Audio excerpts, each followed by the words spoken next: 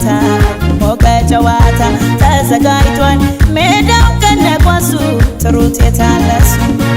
እኔ አልተኛም ጉዳይ አለብኝ ዛሬ ማታ ሞቀ ጨዋታ ተዘጋጅቷል ሜዳው ከነኳሱ ጥሩት የታለሱ